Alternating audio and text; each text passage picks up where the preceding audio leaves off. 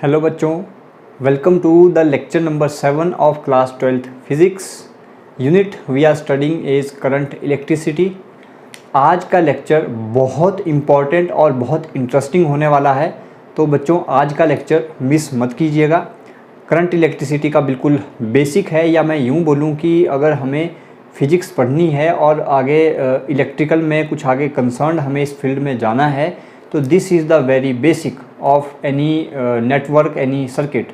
तो इस लेक्चर को बड़े ध्यान से, बड़े इत्मीनान से, बड़े आराम से एंजॉय कीजिएगा। आपको एक ही टॉपिक पढ़ेंगे लेकिन उसको बहुत अच्छे से पढ़ेंगे, ताकि उसके बेस पे न्यूमेरिकल अगर हमें कभी भी पूछा जाता है तो कभी भी हमारा न्यूमेरिकल गलत ना हो। चाहे हम क्लास 12th की बात करें या क्लास 12th के बाद आप कॉम्पिटिटिव एग्ज़ाम देंगे या फर्दर आप आगे इंजीनियरिंग में जाते हो या बीएससी में जाते हो, तो वहाँ पर ये चीज़ें आपको मिलेंगी और हर जगह आपको ये चीज़ देखने को मिलती है। तो बच्चों आज जो हम पढ़ने जा रहे हैं इस टॉपिक से, चाहे बोर्ड एग्ज़ाम की बात हो या आपका कॉम्पिटिटिव एग्ज़ाम जैसे नीट जेईई की बात हो, इन दोनों में आपको इस टॉपिक से जो आज हम पढ़ने वाले हैं आपको भर भर के क्वेश्चन मिलते हैं। और बच्चे क्या करते हैं, इस टॉपिक में जो हम पढ़ेंगे इसमें बच्चे रट्टा मार लेते हैं, लेकिन जब उनके सामने डिफरेंट कम्बिनेशन के न्यूमेरिकल्स आते हैं तो उनके तोते उड़ जाते हैं। तो बच्चों इस चीज़ से बचने के लिए आज के लेक्चर को मैं सिंपली बोलूँगा, एंजॉय कीजिए, क्योंकि बहुत ज़्यादा नहीं पढ़ेंगे, लेकिन जो पढ़ेंगे उसे ऐसा पढ़ें कि दोबारा कभी आपको वो ज़िंदगी में चीज़ ना भूलें। तो आज हम जो पढ़ने जा रहे हैं वो है डिफरेंट कम्बिनेशंस ऑफ रजिस्टर्स। हम रजिस्टर को किसी इलेक्ट्रिकल सर्किट में कैसे कैसे लगा सकते हैं। सबसे पहले तो रजिस्टर को डिफरेंट कम्बिनेशन के साथ सर्किट में लगाने की ज़रूरत क्या है, पहले इस पे बात करते हैं। उससे पहले आइए शुरू करते हैं आज का लेक्चर।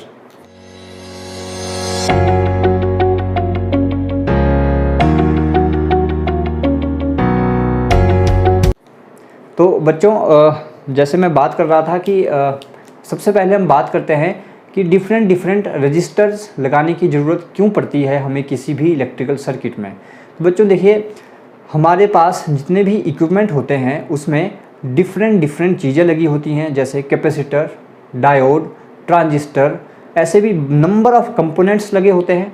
इनमें से किसी कंपोनेंट को ज़्यादा करंट की ज़रूरत है, किसी कंपोनेंट को कम करंट की ज़रूरत है, यही पॉसिबिलिटीज़ है हमारे पास। लेकिन करंट का सोर्स तो हमारे पास एक ही होता है, तो वहाँ से जो करंट जा रहा है उसे कम या ज़्यादा कैसे करें।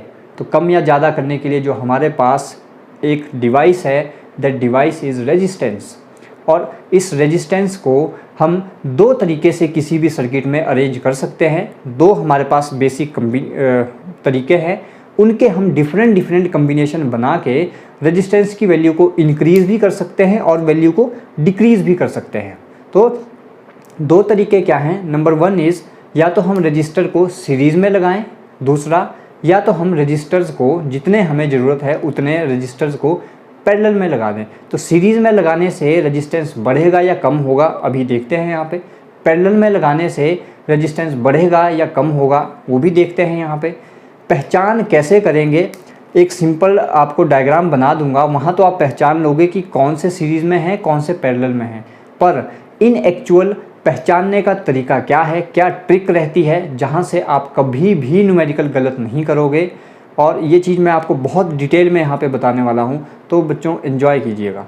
सबसे पहला कम्बिनेशन जो मैं लेने जा रहा हूँ रजिस्टर का, that is register in series. अगर हम सीरीज़ में कनेक्ट करें रजिस्टर्स को, तो जो नेट रेजिस्टेंस होगा उस सर्किट का वो बढ़ेगा या कम होगा, वो यहाँ पे देखते हैं। तो सबसे पहले रेजिस्टेंस को या रजिस्टर को हम किस सिंबल के साथ दिखाते हैं, हमें किसी इलेक्ट्रिकल सर्किट में कैसे पता चलेगा कि ये रजिस्टर है। तो सबसे पहले सबसे बेसिक चीज़, सिंबल, किसके सिंबल की हम बात कर रहे हैं, of register. So the symbol of register हम शो करते हैं कुछ ऐसे।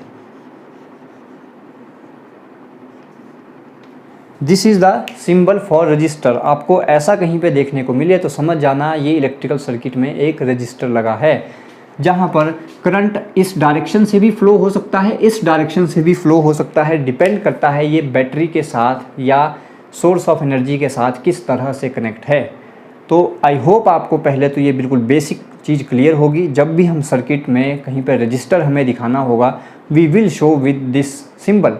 सो now coming to the first part, that is register in series. बहुत प्यार से बच्चों समझिएगा, और जो मैं यहाँ पे लिखूँगा उस चीज़ को बच्चों हम जस्टिफाई भी करेंगे, तो कोई भी कन्फ्यूज़न दिमाग में नहीं रखना है इस टॉपिक को लेके। रजिस्टर इन सीरीज़ का मतलब है हम नंबर ऑफ़ रजिस्टर्स को सीरीज़ में कनेक्ट करते हैं। तो सीरीज़ में हम कैसे कनेक्ट करेंगे, उससे पहले इसके लिए अगर मैं 2 लाइनें लिखना चाहूँ तो कब हम बोलेंगे कि रजिस्टर सीरीज़ में कनेक्टेड हैं। 2 और कम से कम कितने रजिस्टर हमें चाहिए, 2। तो 2 और मोर देन, अभी जो मैं लिखने जा रहा हूँ इसको हम जस्टिफाई करेंगे। 2 और more than 2 registers are said to be connected in series if same amount of current passes through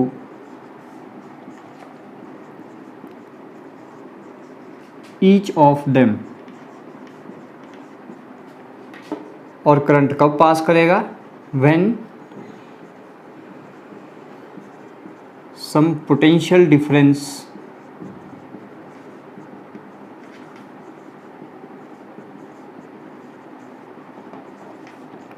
is applied across them। तो जो यहाँ पे लिखा, इसे पहले दिमाग में बिल्कुल फिट कर लें कि ऐसा ही होता है। क्यों होता है अभी हम जस्टिफाई करेंगे जब मैं यहाँ पे आपको डायग्राम में ये चीज़ शो करने वाला हूँ। तो हमने क्या लिखा, पहले इसे बड़े ध्यान से समझें। हमने लिखा 2 या 2 से ज़्यादा रजिस्टर को हम कब बोलेंगे कि ये सीरीज़ में कनेक्ट हैं, जब उनमें से, चाहे वो 2 रजिस्टर हों चाहे 2 से ज़्यादा रजिस्टर हों, जब उनमें से same amount of current flow करेगा, जब हम उन रजिस्टर के अक्रॉस कोई पोटेंशियल डिफरेंस अप्लाई करेंगे। तो हमने क्या बोला, मान लेते हैं हम कोई 3 रजिस्टर सीरीज़ में कनेक्ट करते हैं। कब बोलेंगे हम कि वो सीरीज़ में है, जब उन तीनों में से अगर 10 एम्पियर का करंट बैटरी से आ रहा है तो तीनों में से कितने एम्पियर का करंट फ्लो करेगा, that is of 10 ampere, then those resistances are said to be connected in series. इस चीज़ को दिमाग में बिल्कुल फिट कर लें, क्योंकि जब हमारे पास कॉम्प्लेक्स सर्किट आएगा तो यही एकमात्र जरिया है जहाँ से हम पहचान सकते हैं कि रजिस्टर सीरीज़ में है या पैरेलल में है। एक लेक्चर मैं कंप्लीट न्यूमेरिकल के लिए रखूँगा इस टॉपिक से रिलेटेड, तो अभी ज़्यादा टेंशन मत लीजिएगा कि हम कैसे पहचानेंगे। आपको जैसा मर्जी कोई न्यूमेरिकल दे दे, आप आंखें बंद करके उस न्यूमेरिकल को सॉल्व करोगे, ये मेरी गारंटी है, अगर आप इन लेक्चर्स को ढंग से अटेंड कर लेते हो। तो जो बच्चे अटेंड नहीं कर रहे हैं उनका लॉस है, पर जो अटेंड कर रहे हैं वो बिल्कुल ध्यान से इस चीज़ को पढ़ें। तो पहले ये चीज़ क्लियर है, सीरीज़ में हम कब बोलेंगे, जब उन सब में से same amount of current flow करेगा, तब हम बोलेंगे रजिस्टर कनेक्टेड हैं इन सीरीज़। तो मैं यहाँ पे 3 रेजिस्टेंस लेके चलता हूँ। 3 रजिस्टर 4 भी हो सकते हैं, 5 भी हो सकते हैं, 6 भी हो सकते हैं, ऐसे ही n नंबर ऑफ़ रजिस्टर हमारे पास सर्किट में हो सकते हैं। तो हम अपनी सिंप्लिसिटी के लिए मैं कोई 3 रेजिस्टेंस कंसीडर कर लेता हूँ। Consider 3 registers that is R1, R2 and R3 connected in series. Let some potential difference capital V is applied across them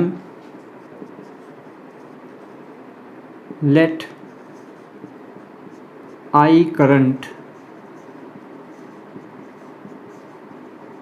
flows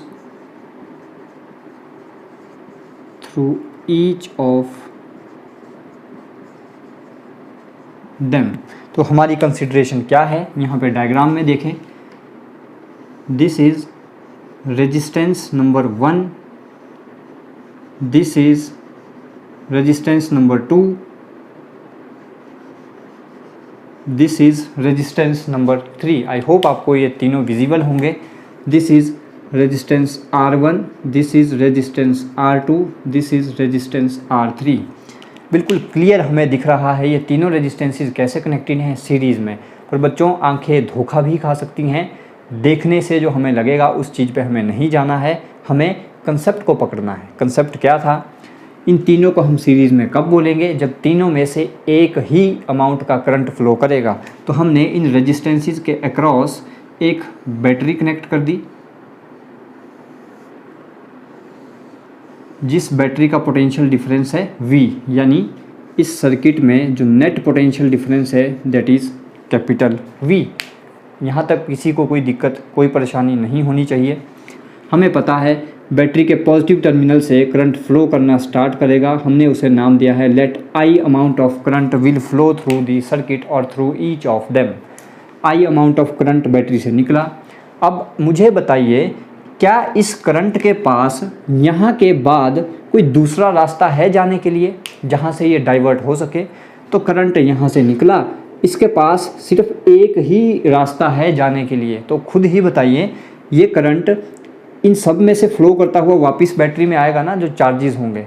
ऐसा तो नहीं है कि यहाँ पे कोई एक और ब्रांच है जहाँ पे ये करंट अब यहाँ पे आके क्या होता, डिवाइड होता अगर यहाँ पे एक और ब्रांच होती, लेकिन यहाँ पे कोई ब्रांच नहीं है। तो इस करंट के पास सिर्फ एक ही रास्ता है कि वो इस रास्ते से फ्लो होता हुआ वापस बैटरी में आए। इसीलिए हम क्या बोलते हैं, सीरीज़ में हम कब बोलेंगे रेजिस्टेंसेस को, जब same amount of current will flow through each of them. कोई रास्ता नहीं था करंट को कहीं और से जाने के लिए, सिर्फ यही एक रास्ता था, तो करंट यहीं से जाएगा। तो अगर ऐसा हमें कहीं पे मिलता है, ऐसी सिचुएशन हमें कहीं पे भी मिलती है, तो ये पहचान रहेगी कि रेजिस्टेंस सीरीज़ में कनेक्टेड हैं, रेजिस्टेंस सीरीज़ में कनेक्टेड हैं। बिल्कुल इस चीज़ को ध्यान रखें। तो इस रेजिस्टेंस में से भी I करंट जाएगा, इसमें से भी I, इसमें से भी I, और ये वापस बैटरी में। बिल्कुल एक जो जिसको हम बोलते हैं सर्किट कंप्लीट हो गया। ओके, सो पर अब मुझे ये बताइए, क्या इस R1 रजिस्टर के अक्रॉस पोटेंशियल डिफरेंस कितना होगा? तो जिसको लगता है कि इस R1 रजिस्टर के अक्रॉस पोटेंशियल डिफरेंस V है, तो वो बिल्कुल गलत है। This V potential difference is across, if मैं ब्रांच को नाम दे दूं A and this is B, this V potential difference is across AB। पूरी A से लेके B तक पोटेंशियल डिफरेंस V है। तो इस R1 के अक्रॉस पोटेंशियल डिफरेंस कितना होगा? Let this potential difference is V1। Let potential difference across this R2 is V2 and let potential difference across this resistance R3 is V3। क्यों होगा ये different? हमें पता है V1 is equal to I time R1। R1 different है तो V1 different होगा, R2 different है तो V2 डिफरेंट होगा इस फॉर्मूला के अकॉर्डिंग। और आप सिंपल कंसेप्ट ये भी लगा सकते थे that this V is complete potential difference across AB। तो इस R1 के अक्रॉस हमने मान लिया कितना पोटेंशियल डिफरेंस होगा, दैट इज V1, R2 के अक्रॉस V2, R3 के अक्रॉस V3। सो हमने क्या कंसिडर किया, let potential difference across R1 is V1 across R2 is V2 across R3 is V3।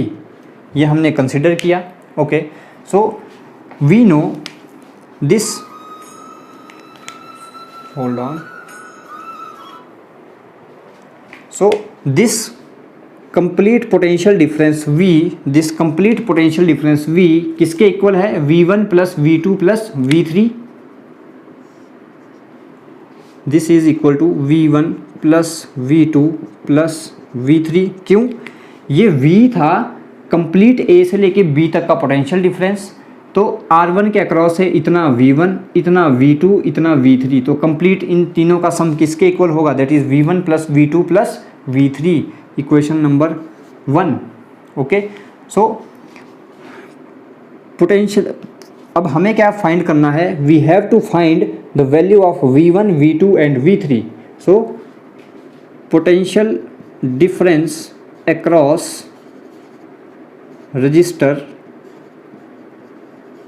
R1 कितना है, V1 की वैल्यू क्या होगी, from Ohm's law we know current multiplied by resistance, current I ही आ रहा है, रेजिस्टेंस है R1। Similarly potential difference across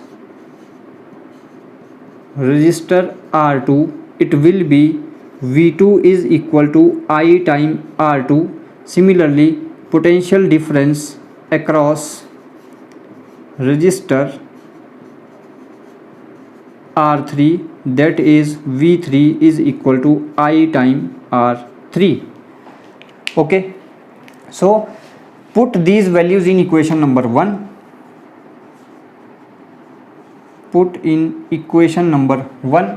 equation number 1 में पुट करेंगे, हमें क्या मिलेगा, इरेज कर रहा हूँ ऊपर वाला पार्ट, आई होप आपने ये नोट डाउन कर लिया होगा और इसे दिमाग में फिट भी कर लिया होगा, या इसे रखें, इसकी हमें ज़रूरत, ओके बाद में डिस्कस कर लेंगे जब हमें ज़रूरत पड़ेगी, नो इशू। अब तो आपको ये चीज़ समझ ही आ गई होगी कि सीरीज़ में है, इसका मतलब रास्ता ही नहीं है करंट के पास कोई दूसरा जाने के लिए, एक ही रास्ते से जाएगा। सो सॉल्विंग इक्वेशन नंबर 1 में पुट करें, we will get V is equal to, V1 की वैल्यू है IR1 plus IR2 plus IR3। From Ohm's law इस V को मैं क्या लिख सकता हूँ, this V is net potential difference across AB, so this V will be equal to I time resistance, and let the resistance across this whole branch is IR, नाम देते हैं RS। एक इक्विवेलेंट रेजिस्टेंस हमने मान लिया RS, यानी इन तीनों को सॉल्व करके जो हमारे पास एक रेजिस्टेंस बनेगा उस रेजिस्टेंस को हमने नाम दे दिया RS। सो V की जगह I into RS is equal to IR1 plus IR2 plus IR3।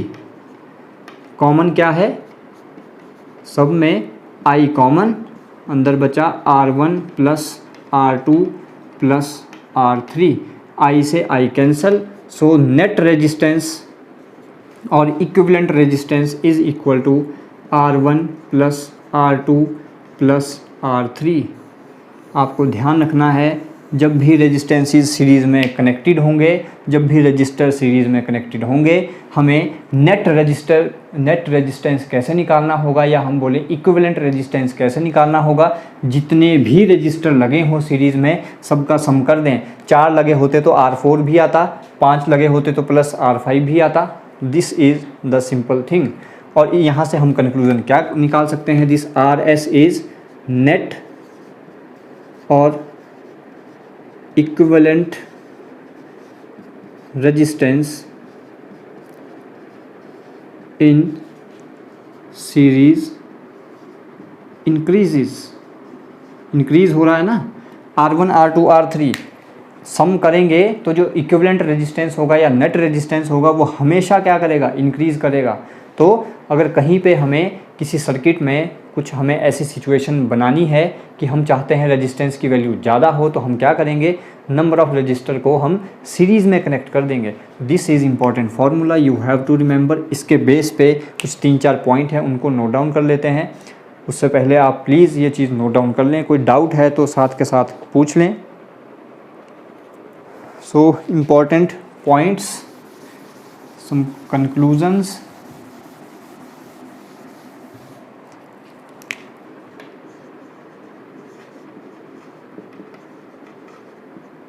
Conclusion number 1. Conclusion number 1 is the current through all resistor is same. The current through each register is same, हमें पता है ये चीज़। Number two current is independent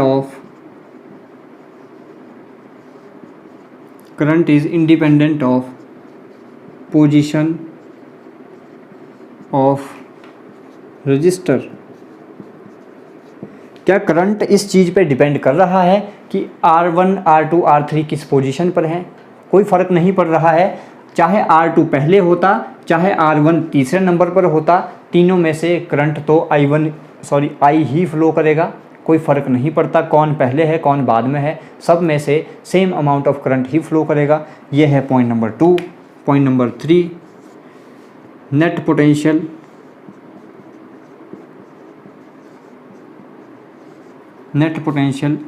across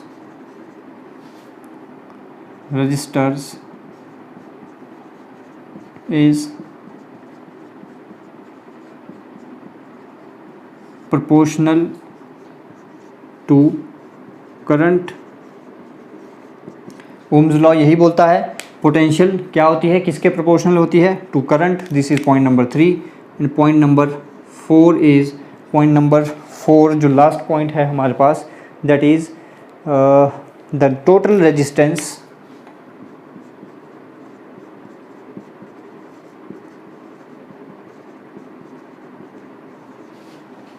in series combination is the algebraic sum of each resistance connected in circuit। जो ये formula बोलता है वही पॉइंट नंबर 4 है। नेट रेजिस्टेंस और इक्विवेलेंट रेजिस्टेंस किसके इक्वल होता है, algebraic sum of each resistances that are connected in the circuit. So this is all about register in series. I hope आपको समझ आ गया होगा। पहचानने का तरीका क्या है, जब भी आपके पास कोई कॉम्प्लेक्स सर्किट दिया होगा, उस कॉम्प्लेक्स सर्किट में करंट को घुमाइए, कहीं पे आपको ऐसा दिखता है कि 3-4 रजिस्टर लगे हैं और सेम अमाउंट ऑफ करंट उसमें से जा रहा है, तो समझ लेना वो रजिस्टर सीरीज़ में है। अगर कहीं पर करंट डिवाइड होता है तो जो हम अब कम्बिनेशन नंबर 2 पे आ रहे हैं, that is register in parallel, वो उसकी पहचान होगी। उस पर अब आते हैं। उससे पहले प्लीज़ जल्दी जल्दी ये पॉइंट नोट डाउन करें। Coming to the next part, that is register in parallel. So I am erasing this part. I hope आपको अब ये क्लियर होगा। Now coming to the register in parallel।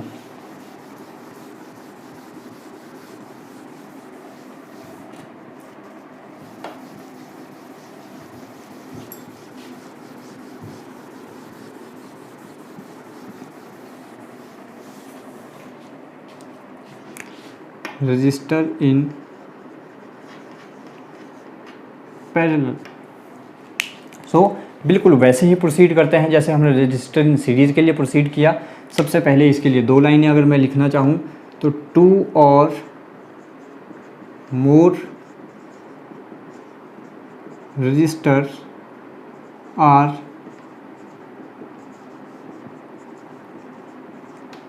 said to be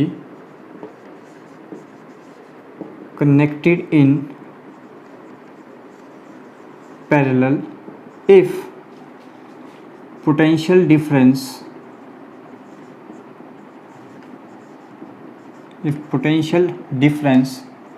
across each of resistor is equal to applied potential difference।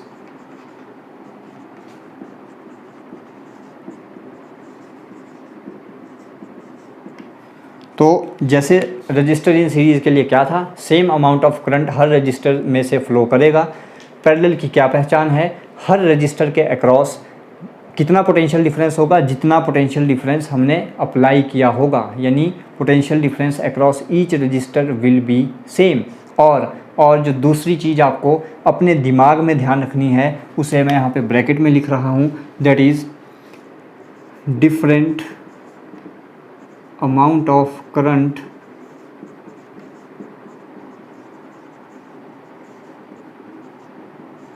will flow through each register. Her register में से different amount of current flow करेगा। अब इसे यहाँ पे देखें, आप diagram बनाते हैं।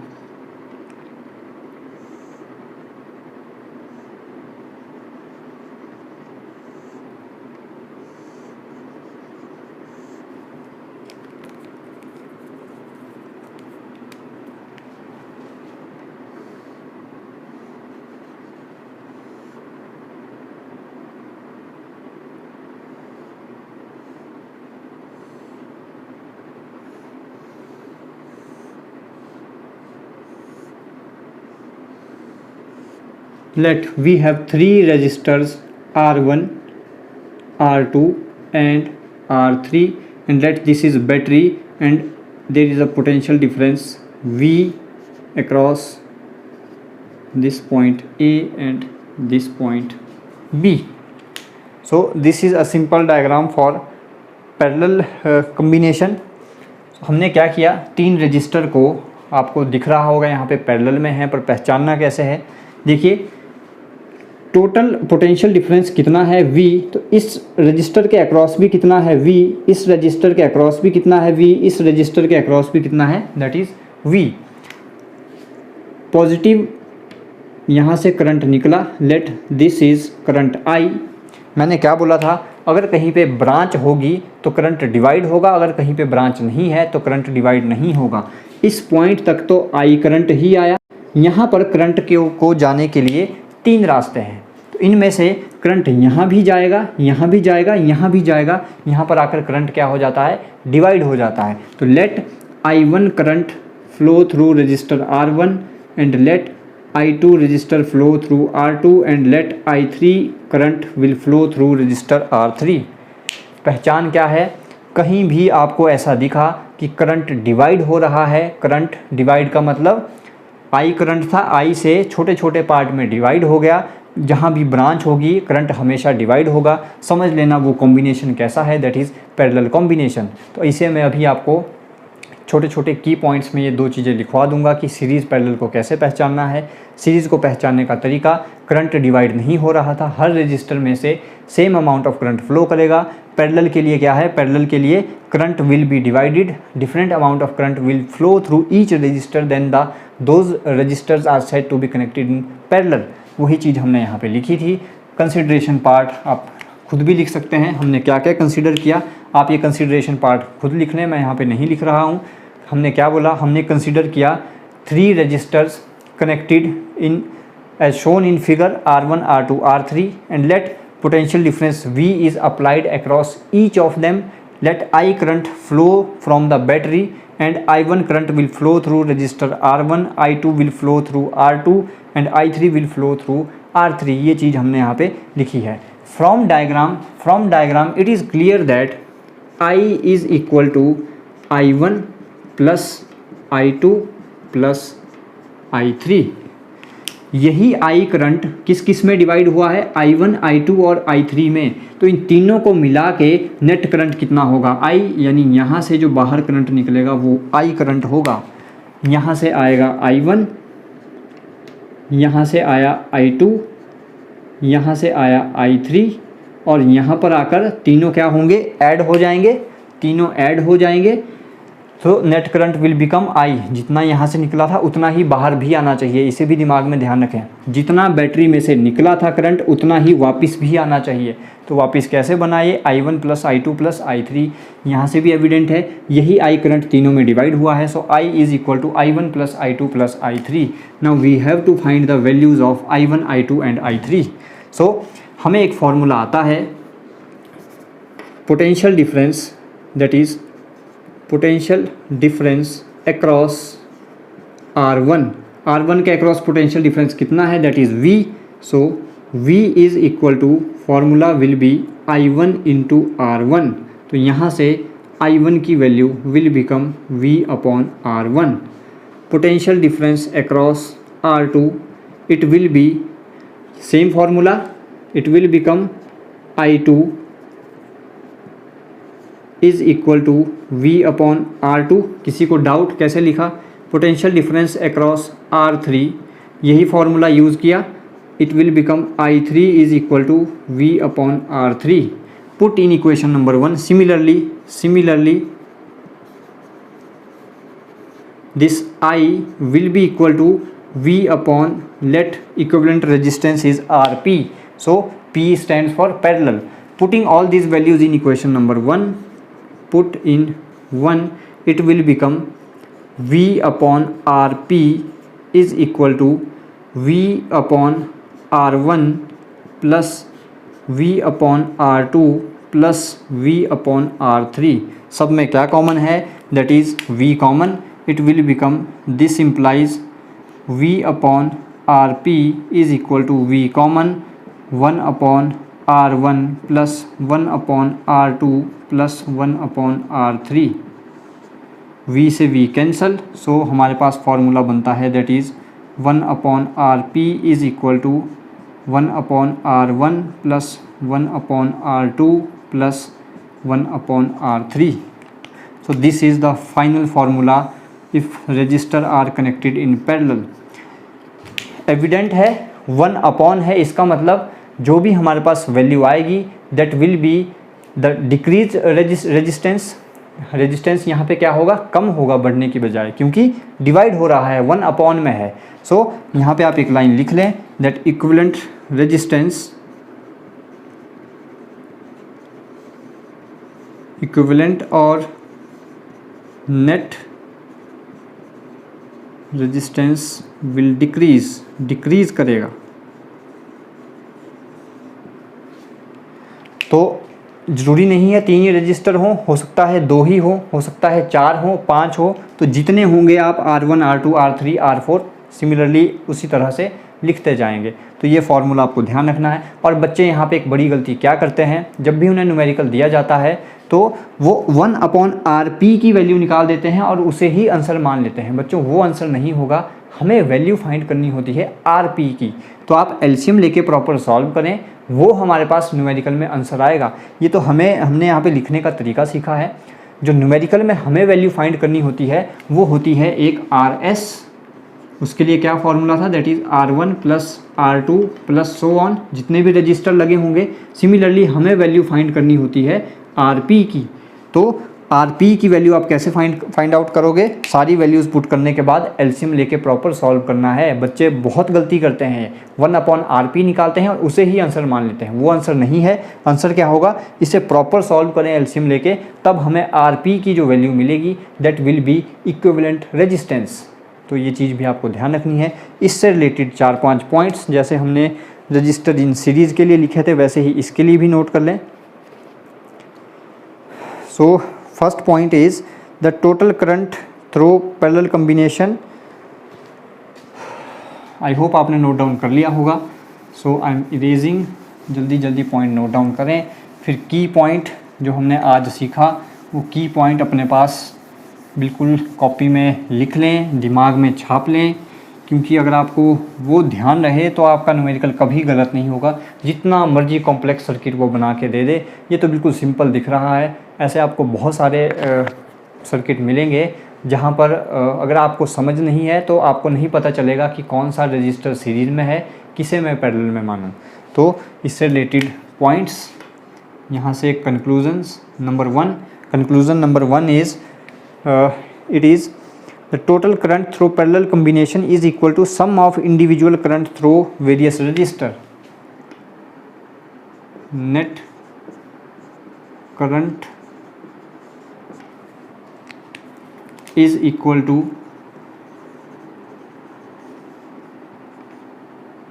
sum of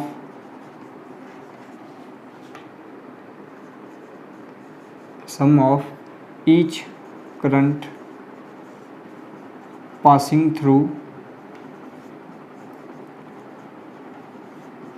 each resistor.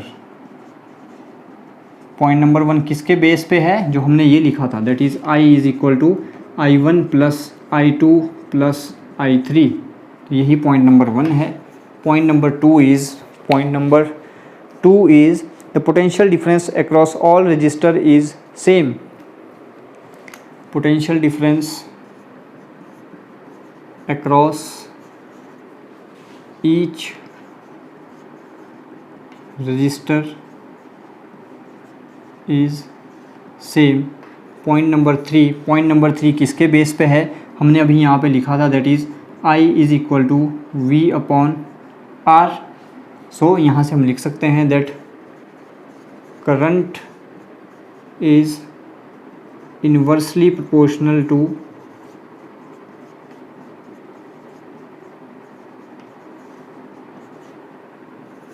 resistance।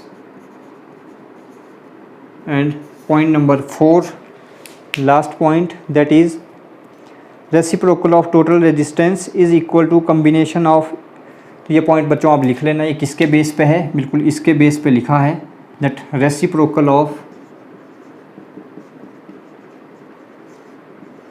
का मतलब 1 upon reciprocal of equivalent resistance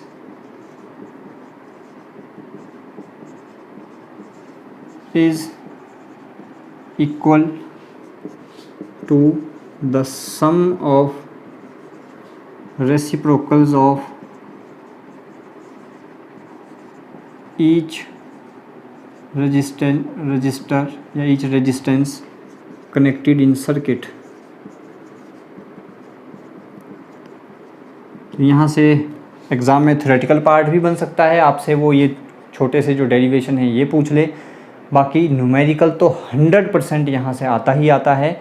तो डिफरेंट केसेस वो बना के दे देगा। अभी तो हमने अलग अलग पढ़ा, सीरीज़ अलग से, पैरेलल अलग से। वो हो सकता है हमें ऐसे कुछ सर्किट बना के दे दे, ऐसे कुछ सर्किट बना के दे दे जिसमें सीरीज़ और पैरेलल का कम्बिनेशन बना हो, तो वो पहचानना हमें आना चाहिए। तो की पॉइंट आज जो हमने पढ़ा उससे रिलेटेड की पॉइंट आप अपने पास नोट डाउन करें और उन्हें बिल्कुल अपने दिमाग में बिठा लें। बाकी जब हम न्यूमेरिकल करेंगे, एक सेशन पूरा हम रखेंगे न्यूमेरिकल पार्ट के ऊपर, तो वहाँ आपको बिल्कुल क्रिस्टल क्लियर हो जाएगा कि किस तरह से पहचानना है रजिस्टर इन सीरीज़ और पैरेलल कम्बिनेशन। सो की पॉइंट आज के कैसे भी लिख लें, हिंदी इंग्लिश जो भी आपको सही लगता है। सबसे पहला पॉइंट, सीरीज़ के लिए हमने क्या देखा, करंट डिवाइड नहीं, सबसे पहले उससे भी पहले करंट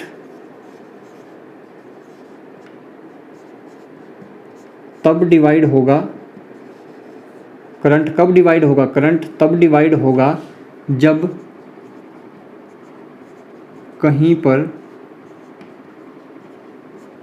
एक से ज़्यादा ब्रांचेज हों। जैसे आपके सामने है एग्जांपल, जहाँ पर एक से ज़्यादा ब्रांचेज हों। जैसे मान लेते हैं कहीं पे मेरे पास कुछ ऐसा डायग्राम है, दिस इज़, यहाँ से आई करंट आया, इस पॉइंट के बाद इस आई करंट के पास दो रास्ते हैं, वो यहाँ से भी जाएगा, यहाँ से भी जाएगा। तो यही करंट, इसका कुछ पार्ट यहाँ चला जाएगा, इसी करंट का कुछ पार्ट यहाँ चला जाएगा, और बाद में जब ये कहीं मिलेंगे, मिलने के बाद I2 यहाँ से आया, I1 यहाँ से आया, दोनों का सम आई करंट वापस इसी सर्किट से निकलेगा। तो करंट कब डिवाइड होगा, जब कहीं पे एक से ज़्यादा ब्रांचेज हों। पहला की पॉइंट जो आपको बिल्कुल ध्यान रखना है। दूसरा अगर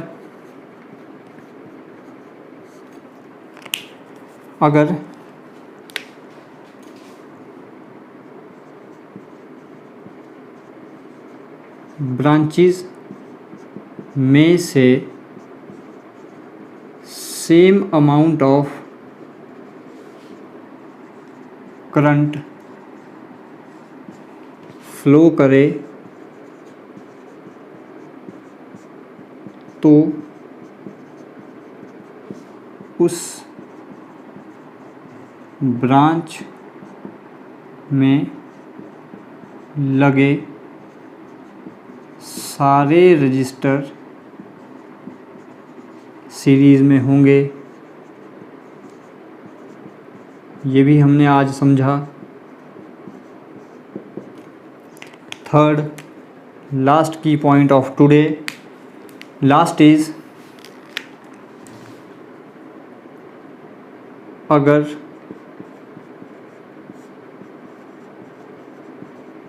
ब्रांचेस में से डिफरेंट करंट फ्लो करे तो उन ब्रांचेस